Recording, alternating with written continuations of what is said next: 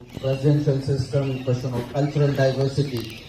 But let me raise a slightly different question. Both of them have raised institutional, constitutional questions on a kind of a critique of, so we all stand that this is a bad idea for a country of having one of this size, of this diversity with a federal setup, where state autonomies have their own, have had a federal kind of a system. But why is it that the BJP and RSS in 2020 think that this is a feasible idea? 1980s, if BJP had come up with an idea of this kind, there would have been mass street protests in many of the states. I can think of Telangana, I can think of Karnataka, not to mention Kerala and Tamil Nadu. But today, we do not have that mass protest. This has remained more an institutional issue. This has remained more a constitutional issue. This is more an issue now that is up to judicial interpretation. And this is an issue that we are discussing in universities and in academia.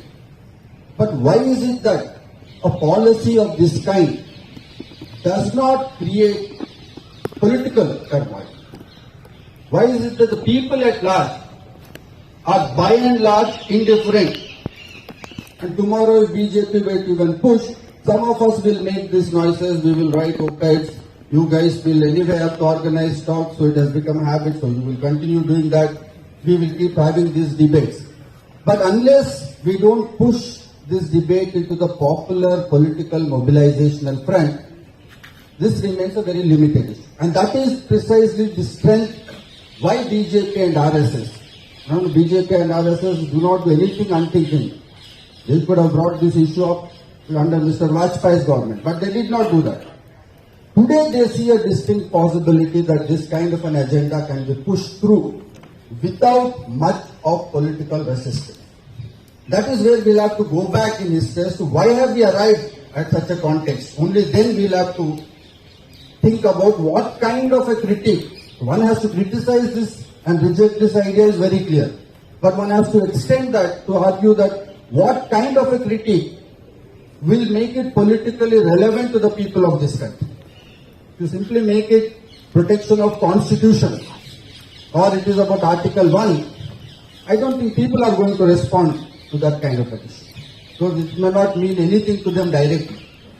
If you say it is going to impact basic structure of the constitution, that is also not a people's issue. So if you go back in history, as I said, till 1980s, you had powerful regional movements. In fact, we had Sons of Soil, whether it's in Maharashtra, whether it's in Karnataka, whether it's in Assam. Today, you do not find that kind of a regional resistance. So one has to take into account this political and social change that has come in India in last 30 years, especially after 1990s opening up of the economy and implementation of neoliberal reform. When you began the constitutional frame, the Nehruvian period of the 5-year plan, what was the central concern? The central concern of all 5-year plans was how to balance between industrial capital and agrarian capital. How to give more tax rebates. That's why we had said that agriculture should not be taxed because 60% of your population is dependent on agriculture. State governments and regional political parties represented agrarian capital. National parties represented the national bourgeois party. That is the reason there was so much of contestation. So these regional parties talked about regional identity, whether it was Telugu pride or Tamil pride, it was also about regional capital. Post-neoliberalism, post-GST, post-one nation, one market, there is only one model of development in this country. We began by recognizing that there are different models of development. Each state has to perceive its own model of development, its own in terms of caste configuration. To come to a state like Telangana, more than 85% are SC, ST and OBC. It may not be true of Bengal. So each state has its own specificity. The entire state policy, central policy making, entire constitutional frame was in some sense geared towards this kind of a balancing act between national parties. That was the source of the tension between regional parties and national parties. Post-neoliberalism, you bulldoze single model of development. Today it does not matter whether you are in Bengal, whether you are in South India, whether you are in North. The model of the development is something very similar. Labor laws have been withdrawn uniformly from all states. This is where I think if we talk about federalism without talking about neoliberalism, the link between federalism and neoliberalism, that one of the ways why we emphasize federalism, when Rudolph wrote about why we are a centrist polity, one of the factors they refer to is federalism. That it will maintain that kind of a cultural, social and economic diversity. But post-neoliberalism, you have bulldozed a single model of development with complete corporate, free taxation for the corporates and no labor laws on the other hand, sustained agrarian crisis. This is uniform. There is already uniformity in the country.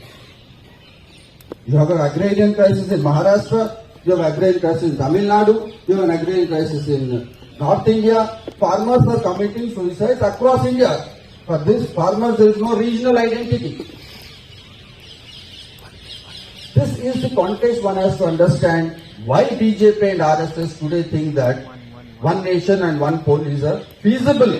And why people, for them, it is not a people's issue. Because earlier elections meant that the states and political parties that would be elected, regional parties, would represent their interests. Today they know that there is an absolute neoliberal consensus on the economic policy front from Congress to the left to BJP. There is absolutely no difference in terms of economic policy. All of them today indulge the limit, outer limit of all the political parties is transactional welfareism. Free bus pass, they will give you laptops, they will give you some toothbrush, toothpaste. Tomorrow they may give you some undergarment. You don't know. This is where transactional popular welfare policies are moving towards. This is how they are attracting, this is our mobilization, this is uniform. You go to Bengal, you will find the same policies. You come to Telangana, you will find the same policies. You go to Uttar Pradesh, you will find the same policies. Why should people respond if state tomorrow wishes to implement one nation, one? I don't think this is a common people's issue. And I don't think they should be anyway resisting unless we link this policy to diversity of developmental models. But much of us, we don't think that federalism, protecting institutional autonomy by itself, does not mean much in terms of it is not getting reflected in terms of the diversity of economic needs of social classes and social castes. That's why we are talking about caste census. But even if you have caste census with the same kind of uniform economic model, even the caste census is meaningless. If you have 90% of education and employment in private sector and you have caste census for reservations in the government factor, it is practically meaningless. The entire politics comes to that 2%. Who is going to get what in that 2% of economy? So I think all political parties have partake responsibility for why today there is that this consensus for one party, one election and one nation is a majoritarian psyche that has developed in the country. Well, of course, that has grown into one leader. That the reason for this majoritarian psyche is that electoral politics and economic and social policy have stopped reflecting the social and economic diversity in this country. As long as we do not link these two, there is no point in arguing that we need to, because that majoritarianism is now coming not only top down, but it has also become bottom up. Because everybody is now reading their interests and their stories within that majoritarian structure. And therefore liberal institutions have kind of become inimical and kind of blocking that majoritarian structure, where all castes, all classes today think that they are that blocking of majoritarianism is inimical to their interests.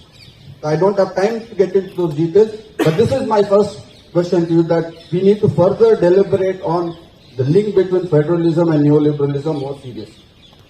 Second point is that the BJP and RSS if you look at the policies they've implemented in the last 10 years that they were in power, I don't think they are throwing a direct challenge to the constitution. You might think of basic structure, no.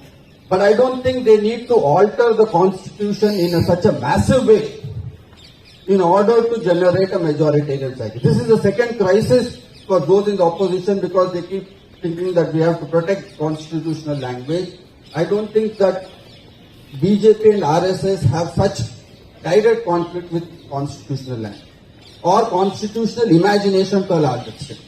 Take 2 or 3 instances to see how BJP is subverting both liberal and democratic processes internally from within the imagination that existed at the time of nation-state formation. So we need to go back and question this centrist model of democracy that we adopted. Is it so inimical to majoritarianism? We have taken it for granted that, merely talking about diversity would mean that it will be a challenge to BJP and RSS. But my argument is that BJP and RSS are strengthening their politics through the diversity and not outside. End of 1990 and 2000, when there was a question of formation of smaller states, Chhattisgarh, Jharkhand, BJP was at the forefront. We think that BJP is against autonomy of state, but BJP was at the forefront of supporting formation of smaller states. BJP was in favor of formation of Telangana. Where is the question of BJP being a centralization and BJP opposing federal structure? They are all for form. But what is the reason for supporting formation of smaller states? In their understanding, more smaller states would mean less MPs from each state, so all states become weak vis-a-vis the center.